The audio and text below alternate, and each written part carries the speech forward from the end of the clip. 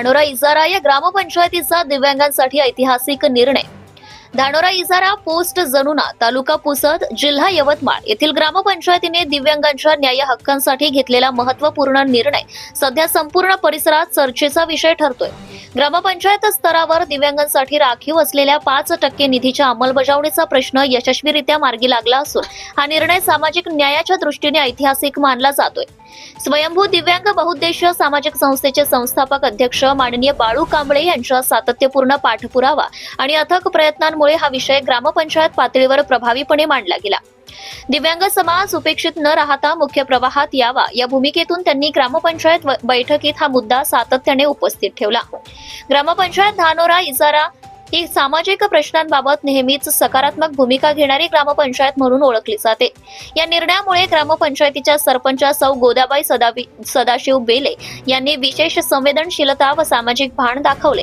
तसेच ग्रामसेवक अधिकारी श्री संतोष डाखोरे यांनी प्रशासकीय पातळीवर संपूर्ण प्रक्रिया पारदर्शक व नियमबद्ध पद्धतीने पूर्ण केली। ग्रामसेवक सरपंच आणि संस्थेच्या पदाधिकाऱ्यांमध्ये वेळोवेळी झालेल्या चर्चेनंतर सर्वांच्या सहमतीने निधी वाटपाचा मार्ग मोकळा करण्यात आलाय।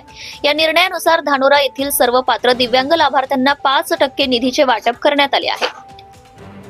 हा निधी दिव्यांगांच्या दैनंदिन गरजा, स्वावलंबन आणि आत्मसन्मान वृद्धिंगत करण्यासाठी मोलाचा ठरणार आहे। ग्रामपंचायतीने दिव्यांगांसाठी दाखवलेली ही बांधिलकी निश्चितच गौरवास्पद असून इतर ग्रामपंचायतींसाठीही आदर्श ठरणारी आहे। स्वयंभू दिव्यांग बहुउद्देशीय सामाजिक संस्था गेल्या अनेक वर्षांपासून दिव्यांगांच्या हक्कांसाठी सातत्याने कार्यरत असून संस्थेचे कार्य केवळ मागणीपुरते मर्यादित न राहता प्रत्यक्ष अंमलबजावणीसाठी सक्रिय प्रयत्न करणारे आहे। या निर्णयामुळे दिव्यांगांच्या चेहऱ्यावर समाधान आणि आत्मविश्वास दिसून येत असून ग्रामपंचायतीबद्दल कृतज्ञता व्यक्त केली जात आहे। सामाजिक न्याय, समता आणि संवेदनशीलतेचा संगम या निर्णयातून स्पष्टपणे दिसून येतो। धानोरा ग्रामपंचायतीचे हे कार्य खरोखरच अभिमानास्पद आणि प्रेरणादायी आहे। Subscribe now and press the bell icon. Never miss an update.